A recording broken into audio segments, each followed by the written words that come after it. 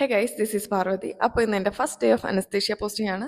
So രാവിലത്തെ 8 to 9 class കഴിഞ്ഞിട്ട് നമ്മൾ നേരെ വന്നു അനസ്തേഷ്യ ഡിപ്പാർട്ട്മെൻറ്റിൽ. നമുക്കൊരു ഇൻട്രൊഡക്ഷൻ ക്ലാസ് ഒക്കെ എടുത്ത് നമ്മളെ 4 ഗ്രൂപ്പായിട്ട് ഡിവൈഡ് ചെയ്തു. അപ്പോൾ എനിക്ക് കിട്ടിയത് ജനറൽ അനസ്തേഷ്യ ആണ്. നമ്മൾ ഒട്ടും സമയം കളയാതെ നേരെ ഓടി ഒ ടിയിലേക്ക്. കാരണം എന്താ, നമുക്ക് ഒ ടി ഡ്രസ്സ് മാറി വേണം നമുക്ക് കയറാൻ.